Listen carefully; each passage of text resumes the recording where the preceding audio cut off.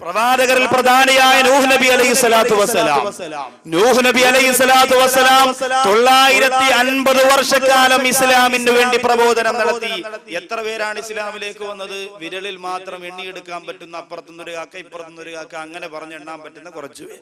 അവസാനം നൂഹ് നബി അലൈഹിസ്സലാം അല്ലാഹുവിനോട് ദുആ ചെയ്തതെന്താണ്? അല്ലാഹുമ്മ ലാ തദർ അലൽ അർദി കാഫിരീന ദയ്യാറാ.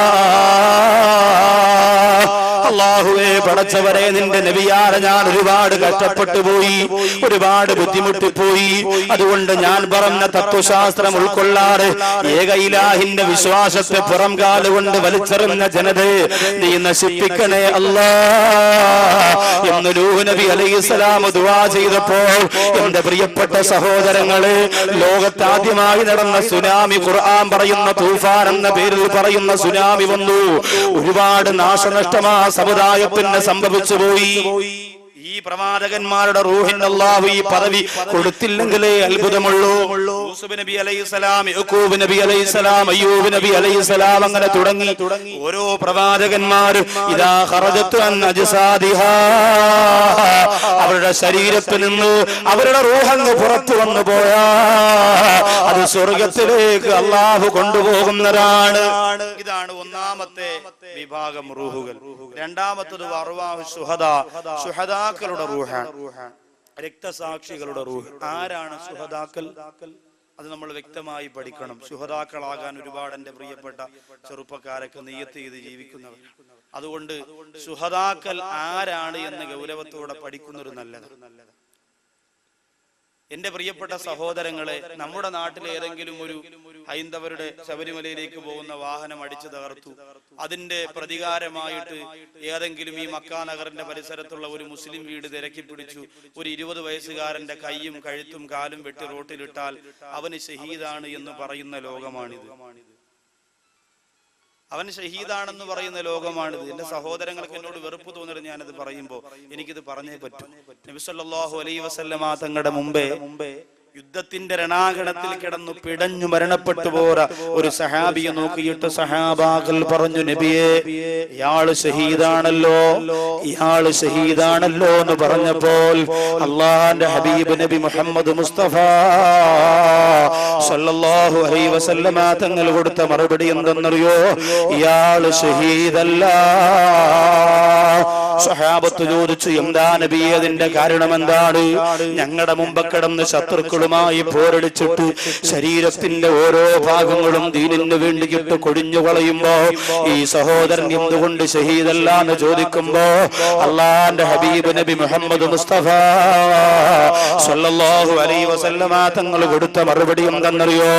ഈ സഹോദരൻ തന്റെ കൂട്ടുകാരനായ സഹാബിയുടെ ശരീരത്തിൽ നിന്ന് അവന്റെ പൊരുത്തമില്ലാതെ, അവന്റെ അനുവാദമില്ലാതെ പുതപ്പ് വലിച്ചൂരിയെടുത്തവനാ. ആ പുതപ്പിന്റെ പേരിൽ തന്റെ കൂട്ടുകാരനെ വഞ്ചിച്ചതുകൊണ്ട്, ആ പുതപ്പിന്റെ പേരിൽ തന്റെ കൂട്ടുകാരനെ ചതിച്ചതുകൊണ്ട്, അവന്റെ അനുവാദമില്ലാതെ പുതപ്പെടുത്തത് കൊണ്ട് ഇവനിന് ഏതു തരത്തിൽ ഇസ്ലാമിന് വേണ്ടി ജിഹാദ് വിളിച്ചാലും ഇവന് ഷഹീദിന്റെ കൂലിയില്ല. പലിശക്കാരന്റെ പണം കയ്യിൽ വാങ്ങിയിട്ട് കുടുംബം പോറ്റുന്ന ചെറുപ്പക്കാരാ, 500 രൂപയുടെ പാന്റ് കടയിൽ പോയിട്ട് 400 രൂപ പറഞ്ഞിട്ട് 100 രൂപ പൊരുത്തപ്പെട്ടോളാൻ പറഞ്ഞ് അതും വാങ്ങി ഇറങ്ങി ഓടുന്ന ചെറുപ്പക്കാരാ, നീയാണോ ഷഹീദാകുന്നത് മോനെ?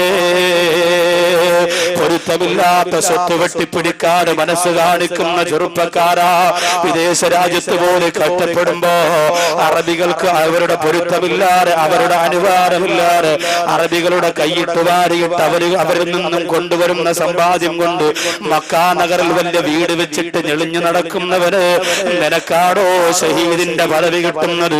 അല്ല മോനെ. അല്ലാഹുവിന്റെ ഹബീബായ അഷ്റഫുൽ ഖൽഖ് നബിയുനാ മുഹമ്മദ് മുസ്തഫ സല്ലല്ലാഹു അലൈഹി വസല്ലമ തങ്ങളുടെ കാലത്ത് നല്ല ജിഹാദ് നടന്ന കാലമാണ്.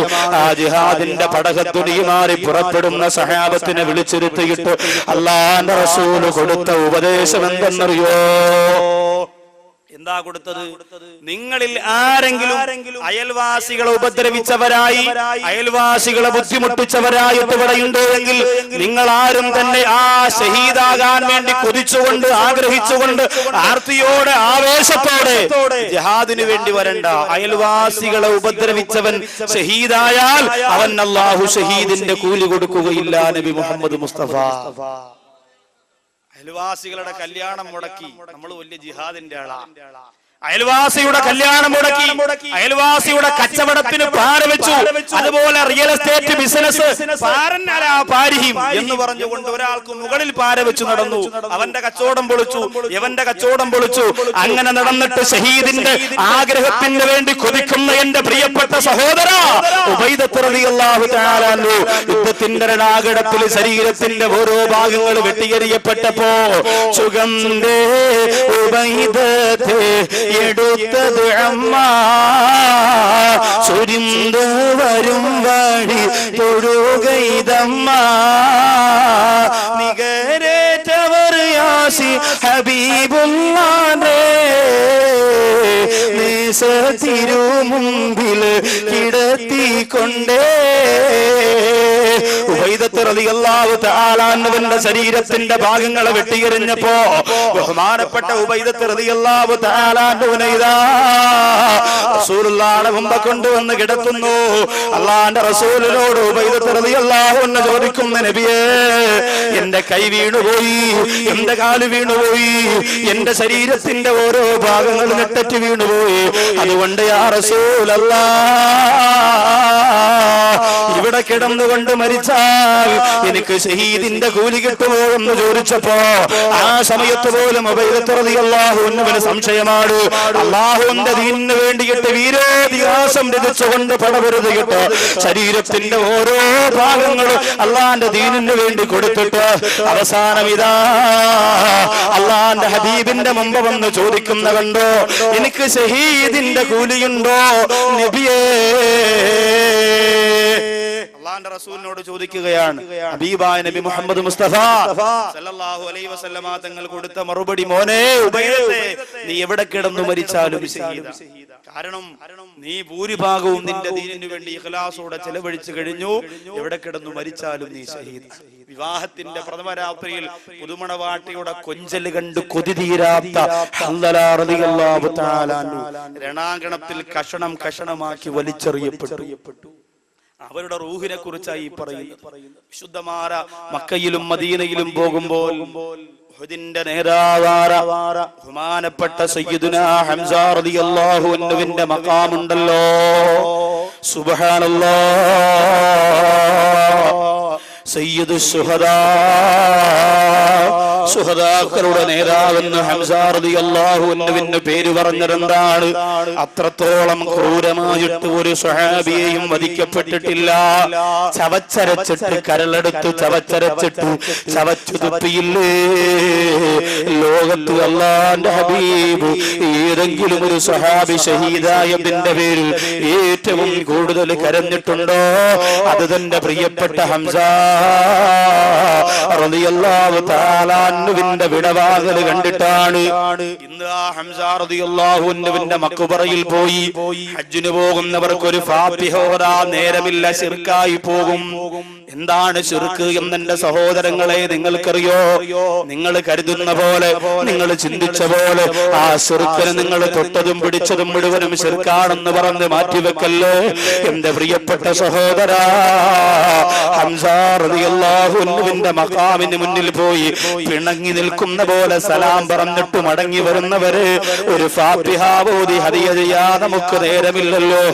അല്ലാഹു കാത്തുരക്ഷിക്കട്ടെ. ഇവരുടെ റൂഹിനെ കുറിച്ചാണ് രണ്ടാമത്തെ റൂഹായി പണ്ഡിതന്മാര് പറയുന്നത്. ആ റൂഹ് എവിടെയെന്നറിയോ? ഇദാ ഖറജത് അൻ അജ്സാദിഹാ, സുഹദാക്കളുടെ ശരീരത്തിൽ നിന്ന് ആ റൂഹ് അങ്ങോട്ട് ഉയർന്നു പോയാൽ പിന്നെ ആ റൂഹ് എവിടെയാണ്? ഫഇന്നല്ലാഹ യജ്അലുഹാ ഫി അജ്വാഫിൻ തുയൂരിൻ ഖളിറാ. പച്ച പക്ഷികളുണ്ടല്ലോ, സ്വർഗത്തിന്റെ പച്ച പക്ഷികളുടെ ഉള്ളിലേക്ക് ഈ റൂഹിനെ അല്ലാഹു മാറ്റുന്നതാണ്. എന്നിട്ട് ഫീ അൻഹാരിൽ ജന്ന, സ്വർഗത്തിന്റെ അരുവികൾക്ക് മുകളിലൂടെ ആ പച്ചപ്പക്ഷികൾ ഇങ്ങനെ ചിറക് വിടർത്തി പറന്നു പോകുന്നതാണ്. ആ സ്വർഗത്തിന്റെ ഭക്ഷണം അത് കഴിക്കുന്നു. ആ സ്വർഗത്തിന്റെ വെള്ളം അത് കുടിക്കുന്നു. അതാണ് ശുഹദാക്കളുടെ റൂഹിന് അല്ലാഹു കൊടുക്കുന്നത്. നമ്മളെ പോലെ ജിഹാദിന് പോകുമ്പോ തകടും കൂടി ഇളിയിൽ ഓതി കെട്ടി ഉസ്താറെ മരിക്കാതിരിക്കാൻ വേണ്ടി ദുആ ചെയ്യണേ, തിരിച്ചു വരാൻ ആഗ്രഹമുണ്ട്. തന്റെ ഇടത്തോടു കൂടി ഇറങ്ങണം. കളിയാക്കുന്നതല്ല ഞാൻ. നമ്മള് പ്രവർത്തന മേഖലയിലേക്ക് ഇറങ്ങിയാൽ മാറ്റേണ്ടത് മുഴുവനും മാറ്റി. അയൽവാസിയെ വേദനിപ്പിച്ചവന് ഷഹീദിന്റെ കൂലി കിട്ടൂല എന്ന് നബി തങ്ങൾ പറഞ്ഞെങ്കിൽ, ഷഹീദ് എന്ന് പറഞ്ഞാൽ ആരുടെയെങ്കിലും കത്തിക്കുത്ത് കണ്ട് ചന്തയിൽ മലന്നു കിടക്കുമ്പോൾ പിന്നെ സത്യാഗ്രഹം ഉണ്ടാക്കാനും അത് രക്തസാക്ഷി മണ്ഡപം കിട്ടാനും ഉള്ളതല്ല എന്റെ പ്രിയപ്പെട്ടവരെ.